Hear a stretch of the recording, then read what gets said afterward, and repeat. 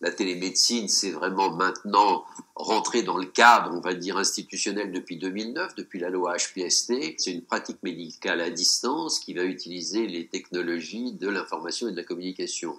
Premièrement, la téléconsultation, c'est-à-dire c'est une consultation par une visioconférence en temps réel. Deuxièmement, c'est la téléexpertise. C'est en gros deux médecins, en général un spécialiste qui parle à un généraliste. Troisièmement, c'est la télésurveillance, et ça, c'est le recueil des données d'un patient. Le quatrième type de télémédecine, c'est la téléassistance, c'est-à-dire qu'un professionnel va assister un autre professionnel pour un acte technique, par exemple une échocardiographie dans un lieu reculé. Et puis le cinquième type de télémédecine en France, c'est en gros le 15, le SAMU ou les pompiers. La télémédecine, c'est particulièrement adapté aux maladies chroniques. L'insuffisance cardiaque, c'est une maladie chronique. L'insuffisance cardiaque, c'est une maladie grave, malgré les progrès thérapeutiques absolument majeurs, avec une mortalité de l'ordre de 10% par an.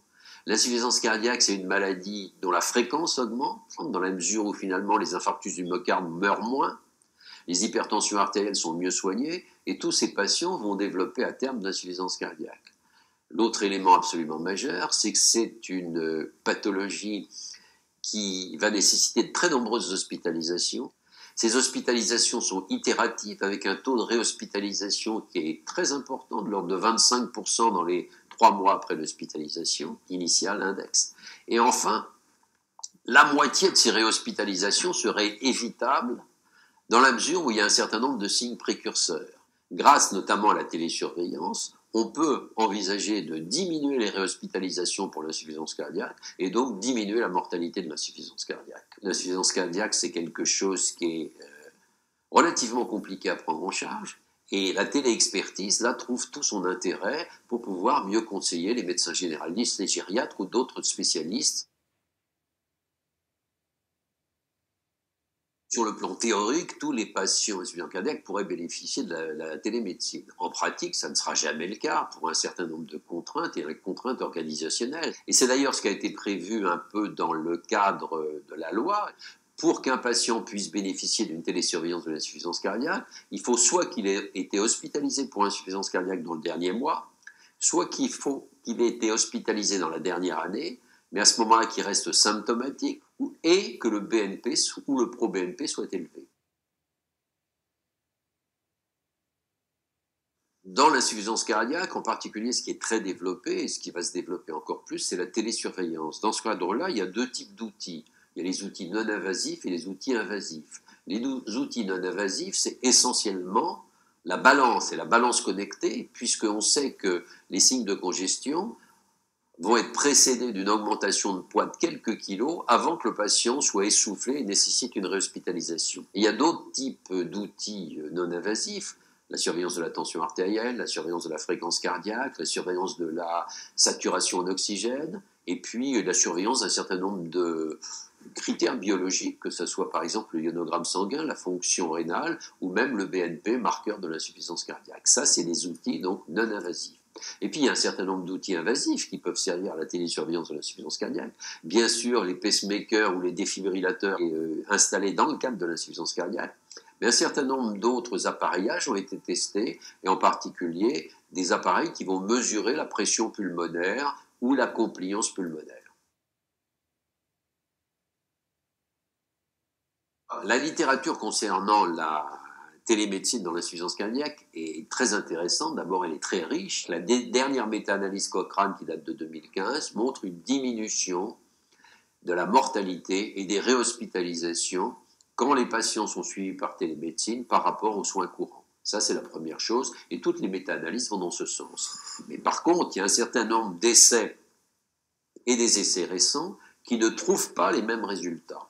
Et cette discordance entre les résultats des essais est liée à deux choses. Elle est liée à l'hétérogénéité des patients et à l'hétérogénéité des pratiques.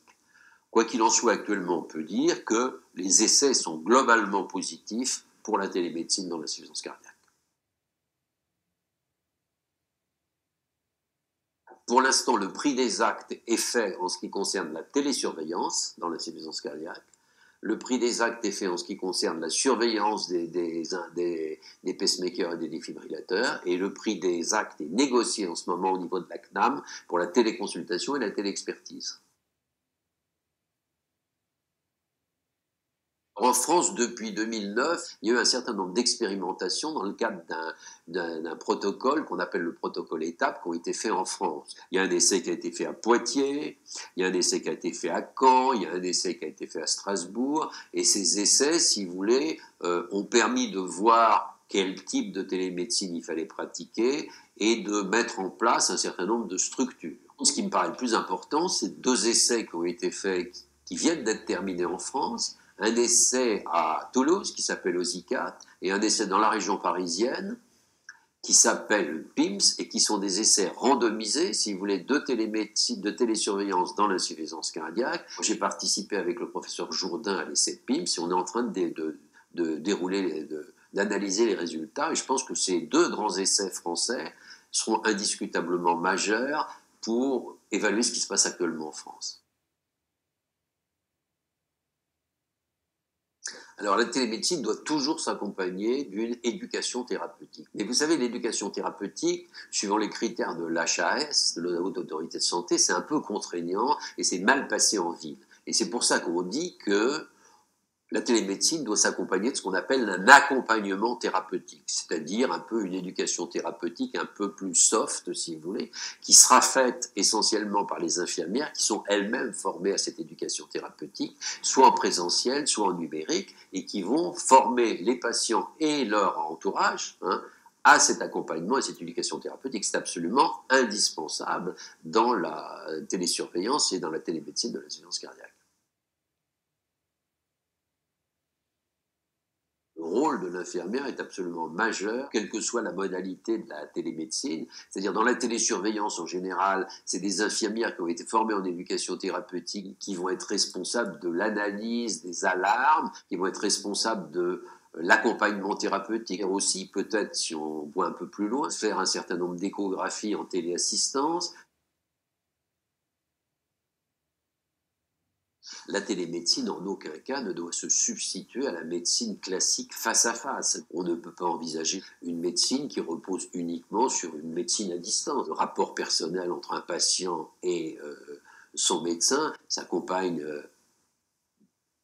d'un côté humain qui fait la caractéristique de la médecine. Et en dehors de ça, la nécessité d'examiner les malades, de les toucher, de faire un examen clinique est indispensable. Donc la télémédecine viendra toujours en complément de la médecine classique face-face.